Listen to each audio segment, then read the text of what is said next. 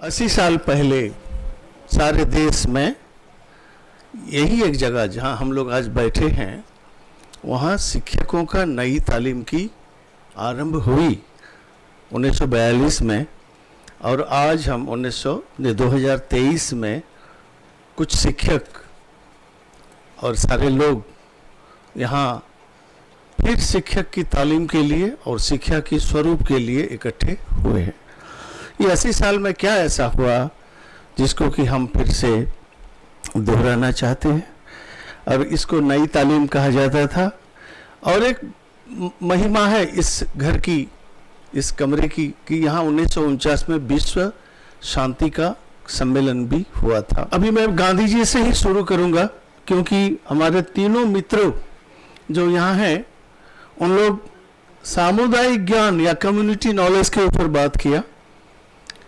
महात्मा गांधी भारत की ज्ञान व्यवस्था को लेकर जो कहे हैं 1935 में, ये ऐसा है कि इस देश एक बहुत सुंदर वृक्ष है, भारत की ज्ञान एक ब्यूटीफुल ट्री है, और इस पेड़ का जड़ को अंग्रेजों ने उखाड़ा है, लेकिन वो सारे जड़ को उखाड़ नहीं पाए हैं।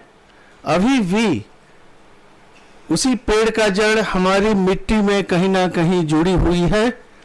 उसको फिर से हम उसी पेड़ को लगाना होगा, पानी देना होगा, संवारना होगा, और उसी ज्ञान का जो फूल फल है, उसी फूल फल से इस देश का भारतीय ज्ञान व्यवस्था को फिर से उजागर करना होगा। बहुभाषिक के बारे में पहली बात आता है कि भाषा क्यों?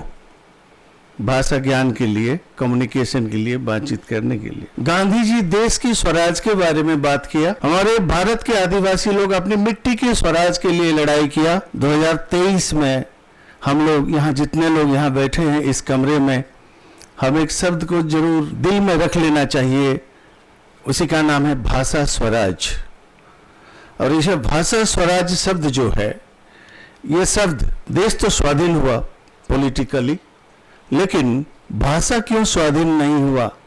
और जब भारत का संविधान बना, 2.5 साल लगा, 2 साल 10 महीना लगा भारत का संविधान बनने में, लेकिन आप जानकर हैरान होंगे कि भाषा के ऊपर ही ज्यादा मीटिंग बैठा था। ये भाषा का मसला कैसे हल होगा, वो संविधान परिषद में भी बहुत समय लगा, चर्चा हुआ। भारत की सारी भाषा नेशनल लैंग्वेज है। आज जो भी कहते हैं कि हमारा भाषा हिंदी राष्ट्रभाषा है, वो झूठ है, गलत है। इंग्लिश भी हमारे राष्ट्रभाषा नहीं है, दोनों राज्य भाषा है, ऑफिशियल लैंग्वेज है।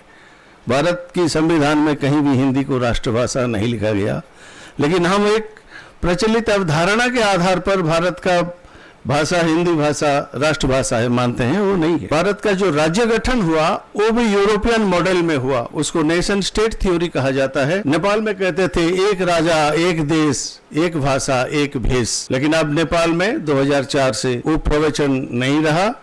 वहाँ 146 भाषा है और उसी 146 भाषा को ही राष्ट्र की भाषा माना जाता है। ऐसे भारत में भी चाहे गणेश देवी हो या भारत के सर्वे ऑफ इंडिया हो, जितने भी भाषा कहते हैं, भारत के किसी भाषा का हिसाब रहे न रहे, सरकार के पास, लोगों के पास ये नेशनल लैंग्वेज है। और हमारे जितने शिक्षा और भाषा तत्व के लिए वो सारे नेशनल लैंग्वेज हैं। और उसमें 15 भाषा को स्कूल में पढ़ाने की व्यवस्था किया। जो ऑफिशियल लैंग्वेज बना वो स्कूल की लैंग्वेज भी बन गया। कितना दुर्गति है सारे देश में, मराठा हो, बंगाल का हो, आसाम का हो। लेकिन अब 1986 के बाद धीरे धीरे भाषा स्वराज आ रहा है। और सारे जो वंचित लोग थे, झाड़ू राम को 50 साल पहले ऐसे कोई मीटिंग में कहने के लिए कोई उनसे जरूर अनुमति नहीं मिलता, उनको उपेक्षा किया जाता। आज झाड़ू राम मुख्य है हमारे लिए, जो भी वंचित भाषा है वो मुख्य है हमारे लिए।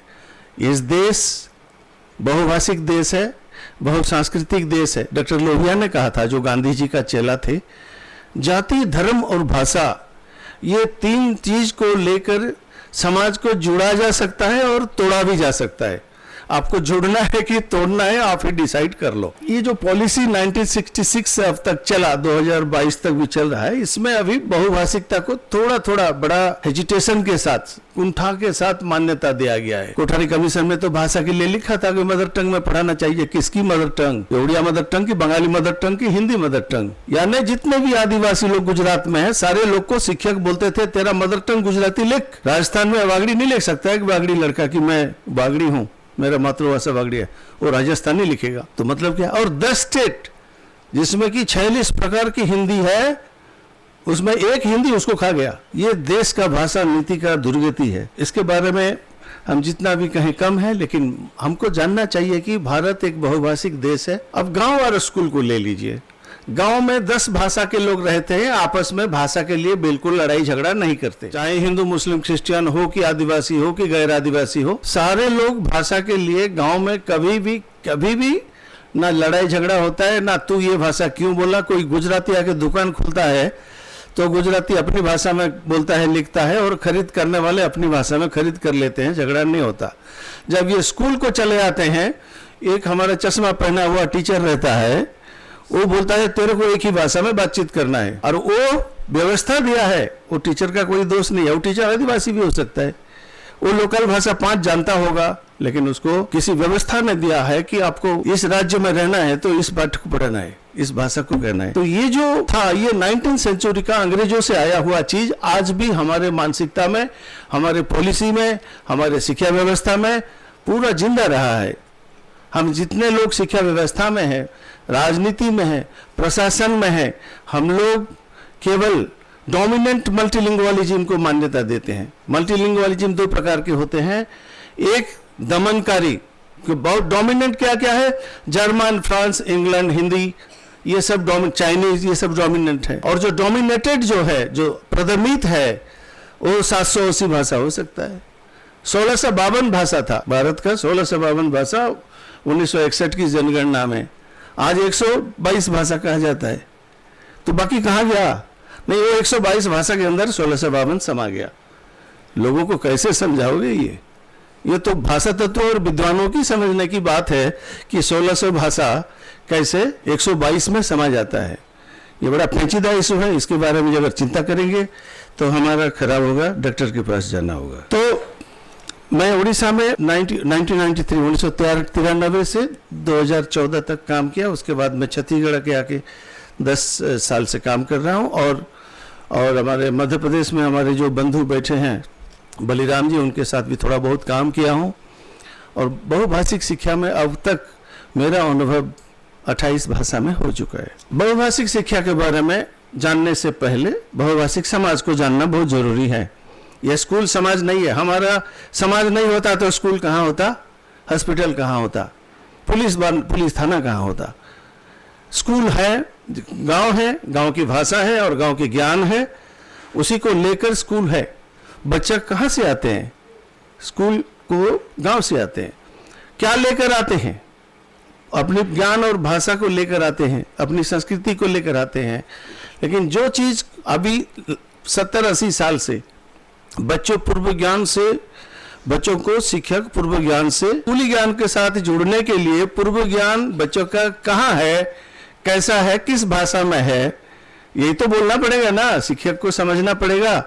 तो यही होता है कि शिक्षक जो सरकारी ज्ञान व्यवस्था में वो बड़ा जुड़ा हुआ है और बच्चे गांव की ज्ञान व्यवस्था में जुड़े हुए हैं और उत्तर दक्षिण होके बैठे रहे हैं 80 साल से। ये सत्य को मानना पड़ेगा। पूर्व ज्ञान आज पूछो ना किसको, कोई भी टीचर बता दे भाई पूर्व ज्ञान क्या है, और उसे पूर्व ज्ञान किस चीज को लेके, भाषा में पूर्व ज्ञान, गणित में पूर्व ज्ञान, विज्ञान में पूर्व ज्ञान कहने वाला तो यहाँ बैठे हैं तीनों। ऐसे कई देश के लोग हैं जो कि मौखिक समाज में अपने उत्पादक ज्ञान में, ज्ञान ऐसा खाली लिखने पढ़ने की ज्ञान नहीं होता। हमारे देश में कहो या सारे विश्व में कहो, लोगों की ज्ञान प्रोडक्टिव नॉलेज है, उत्पादक ज्ञान है। उसी ज्ञान में जहां उसको कुछ ना कुछ फायदा मिलेगा, उसी फायदा को लेकर ही ज्ञान व्यवस्था बचा हुआ है।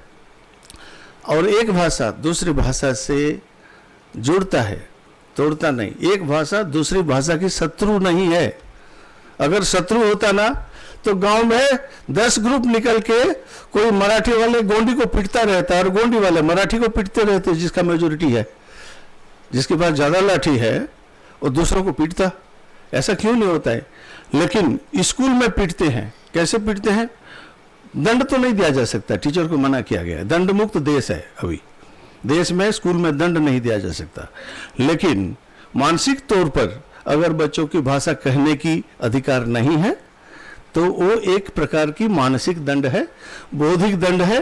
और उसमें उसी जगह में जहां बच्चे बात नहीं कर पाते अपनी भाषा में, अपनी मन की भाषा, अपनी मुंह की भाषा को स्कूल में अगर पढ़ने लिखने में नहीं दिया जाता है तो वहां बच्चों की बौद्धिक हत्या होता है।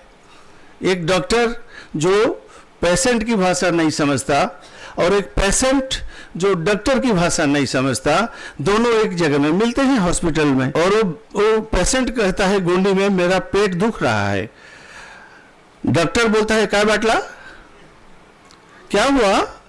वो बोलता है मेरा पेट दुख रहा है, मैं तेरा भाषा नहीं समझ रहा हूं। तो अगर डॉक्टर पेशेंट की भाषा नहीं समझेगा तो पेशेंट का क्या हालत होगा? क्या होगा? क्या होगा? मरेगा ना, तो उसका शरीर का हत्या हो गया नहीं। तो जैसे एक डॉक्टर किसी पेशेंट को नहीं समझने से जो शारीरिक हत्या होता है या शारीरिक अकर्मण्यता होता है, ऐसे बच्चों की भाषा, बच्चों की ज्ञान और बच्चों की संस्कृति और बच्चों की पूर्व ज्ञान को अगर स्कूल में मान्यता नहीं दिया जाता है तो टीचर का कुछ प्रॉब्लम नहीं होता है, बौद्धिक हत्या होता है बच्चों का बौद्धिक हत्या होता है। और आप 70 साल क्यों, 300 साल पढ़ाओ, कोई प्रॉब्लम नहीं है। बच्चे नहीं जानने वाली भाषा में आप पढ़ाते रहो, कोई मतलब नहीं है। इसीलिए बहुभाषिक शिक्षा की बात है। मेरे पहले जितने मित्रों, मन्नती पंडा माइंड और लैंग्वेज के ऊपर बात कही, बौद्धिकता के ऊपर बात कही, संस्कृति के ऊपर हमारे मित्रों बात कहे, भाषा, संस्कृति और ज्ञान, ये तीनों को लेकर आपस में समाज, भारतीय समाज कई हजार साल से इकट्ठा रहा है। और ये इकट्ठा रहने का जो संस्कृति निकला है वो सारे दुनिया में कहीं नहीं है। फ्रेंच अपनी भाषा में बात करता है, जर्मन अपनी भाषा में बात करता है, फिनिश लोग अपनी भाषा में बात करते हैं। तो यूरोप में जो होता है यहाँ क्यों डाला तुम लोग? इसीलिए तो गांधी जी ने लगा था। लेकिन देश स्वाधीन होने के बाद शिक्षा नीति में जो भारतीय था, अभी इंडियन नॉलेज सिस्टम की बात आया है 2020 में, but what is that Indian knowledge system, whether it is Sanskrit और हिंदी और इंग्लिश या आदिवासी भाषा या गांव के लोगों की ज्ञान को डिसाइड करना। बहुभाषिक शिक्षा क्या है? एक से ज्यादा भाषा स्कूल के अंदर पढ़ने लिखने के लिए, बोलचाल करने के लिए जो कहते हैं उसको बहुभाषिक शिक्षा कहते हैं। इसलिए कि बच्चों की भाषा इसलिए लिया जाना चाहिए कि बच्चों समझ के साथ एक ज्ञान को, एक पाठ को समझे और उसके बाद तो दूसरी भाषा में सीखें। एक कहानी को या एक गीत को बच्चा पहली भाषा में सीखता है, समझता है, सुनता है, तो दूसरी भाषा में उसी कहानी को, उसी गीत को, उसी पाठ को अगर सुनता है तो आधा समझ जाता है, बाकी आधा टीचर समझाएंगे। और बहुभाषिक शिक्षा क्यों? एक सामाजिक असमता हुआ है कि कुछ भाषा धनी भाषा है, कुछ भाषा गरीब की भाषा है, कुछ भाषा शहर की भाषा है, कुछ भाषा गांव की भाषा है, कुछ भाषा के पास देवी देवता हैं और कुछ भाषा के पास देवी देवता नहीं है, कुछ भाषा के पास एडमिनिस्ट्रेशन है, इंग्लिश कहने से अच्छा पावरफुल लगता है, कोई हिंदी कहने वाले की जगह में कोई इंग्लिश कह देता है तो बड़ा भाई की भाषा है, आगे आप बोलते हैं। तो बहुभाषिक शिक्षा सब भाषा को समान मान्यता देने के लिए है। भाषा की मान्यता जब किसी को मिलता है तो गोंडी को या सौरा को या कोंद को या भुंजिया को हो, वागड़ी हो या जो भी हो, सारी भाषा को समान मान्यता देना बहुभाषिकता है। भाषा कैसे पढ़ाएंगे, ये सबसे बड़ी पेचीदा इशू है। भाषा के ऊपर हम 3 घंटा भाषण दे सकते हैं, लेकिन पहली भाषा और दूसरी भाषा को क्लास में कैसे पढ़ाएंगे, उसमें हमारा पेट गड़बड़ हो जाएगा। मुश्किल हो जाएगा कि कैसे पढ़ाते हैं, क्या करते हैं, क्या तरीका है, वो तरीका यूरोप में क्या है, इंडिया में क्या है। कल मैं विनोबा जी का किताब देख रहा था, शैक्षिक विचार। उसमें से जो चीज़ विनोबा कह रहे हैं, ये नहीं है कि विनोबा जी पाश्चात्य को नहीं पढ़ा था, दोनों को पढ़े थे। भारतीय ज्ञान व्यवस्था जो पतंजलि योग सूत्र है उसी की ग्रामर से आज तक दुनियावी कोई ग्रामर बढ़ा नहीं है। हम अक्षर सीखने का जो तरीका हमारे 2000 साल से था, उसी चीज़ को हम छोड़ के आज एक दूसरा ज्ञान व्यवस्था को पकड़े हैं कि यूरोप में जैसे इंग्लिश में जैसे सीखते हैं, हमको भी हमारे भारतीय भाषा को भी इंग्लिश भाषा में ही सिखाना, इंग्लिश भाषा की तौर तरीके से ही सिखाना चाहिए। वस्तु के साथ शब्द को जोड़ना चाहिए, शब्द के साथ अक्षर को पहचानना चाहिए। उसके बाद धीरे धीरे बच्चा वाक्य पढ़ेगा, वाक्य पढ़ने के बाद वो कम्प्लीटली उसका नॉलेज बढ़ेगा। ये था, लेकिन भारत में ऐसा नहीं था। वर्गज, स्वरवर्ण, व्यंजन वर्ण और मात्रा, ये 3 चीज़ को सीख लो और सीखने के बाद उसके बाद लेटर सीखो, उसके बाद शब्द बनाना सीखो, वाक्य बनाना सीखो। मौखिक और पठित और लिखित, ये 3 चीज़ को बड़ा बराबरी से करो। 6 महीने के अंदर आपको अमरकोश पढ़ने के लिए ताकत मिल जाएगा। रामायण महाभारत भी 6 महीने में पढ़ लो। ये कैसे करते थे 6 महीने में हमारे लोग। और हर 6 साल में आज भी बच्चों को जब 5 क्लास पास करता है तो मराठी में एक वाक्य नहीं बोलता है या मराठी में पढ़ नहीं पाता है, तो हम कहते हैं कि कुछ ना कुछ प्रॉब्लम बच्चों में है। और कोई आएगा तो कोई कहेगा, BRC CRC आएंगे तो बोलेंगे कुछ ना कुछ प्रॉब्लम तो टीचर में है। टीचर बोलेगा कुछ ना कुछ प्रॉब्लम पॉलिसी में है।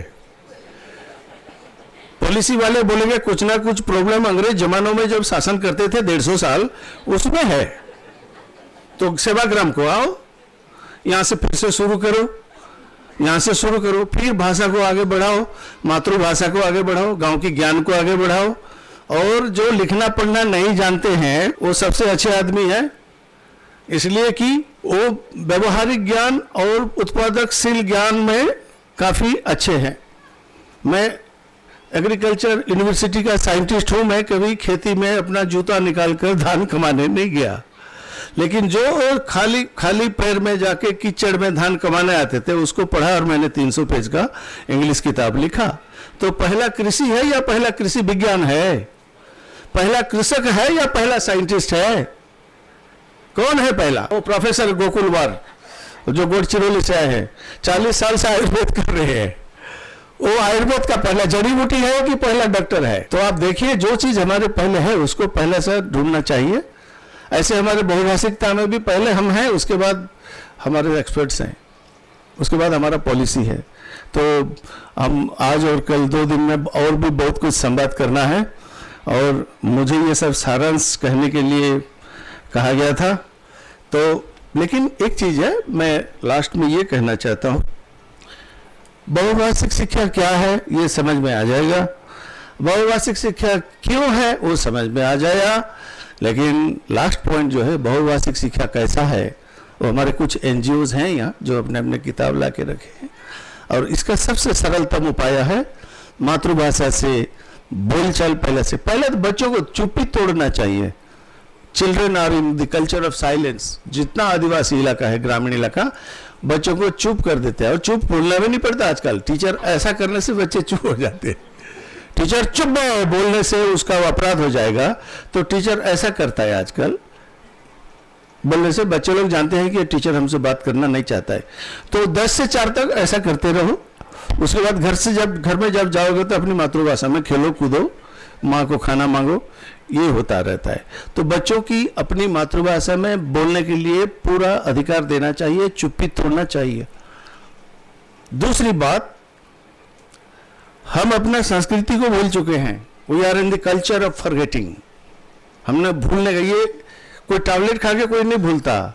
हम इसी ज्ञान को, सबसे घटिया ज्ञान है जो ज्ञान लिखा पढ़ा नहीं है, ऐसा बोल के हमारे भारतीय ज्ञान व्यवस्था को दबाया गया था। आज उसी ज्ञान फिर से आगे बढ़ रहा है। जो इकोलॉजी की बात कर रहे थे, ये एनवायरमेंटल साइंटिस्ट 92 से लगे हुए हैं कि आदिवासी ज्ञान व्यवस्था को ढूंढो, देखो कि मिट्टी कैसे गर्म हो रहा है। लेकिन आदिवासी समाज में मिट्टी शीतला नाम का एक पूजा होता है। हमारे देश में तो शीतला माता का भी पूजा होता है। वो रोग से शीतल करे, बीमारी से शीतल करे, मिट्टी को शीतल रखे, ग्लोबल वार्मिंग ना हो और जोशीमठ न तोड़े। ये सारे चीज का जो बीमार और जो भूल हम कर रहे हैं, उसका हमको अभी भुगतना पड़ रहा है। बहुभाषिक शिक्षा के जरिए हम फिर से समाज को जानने का, खुद को भारतीय ज्ञान व्यवस्था के साथ जोड़ने का अभ्यास कर सकते हैं। मैं लास्ट में चाइनीज एक दार्शनिक था, उसका नाम था माओ सेतुंग। वो कहता था, माओ सेतुंग जो आजकल की माओवादी है वो नहीं है। माओ सेतुंग जो चाइना में था वो एक शासन व्यवस्था खड़ा किया था। यहाँ के माओवादी के साथ उसका कोई रिलेशनशिप नहीं है। वो कहता था कि man is not a leech, आदमी जोंक नहीं है कि उसको मारने से फिर से जन्म ले जाएगा। जोंक जन्म लेता है ना, जोंक माने क्या, लीच। ऐसा उसी माओ से तुमने कहा था, अपना अच्छा फिलोसफी जो चाइनीज फिलोसफी, उसमें कहा था go to the people, go to the people, लोगों के पास जाओ, लर्न फ्रॉम द पीपल, लोगों से सीखो, और टीच द पीपल, लोगों को सिखाओ। धन्यवाद।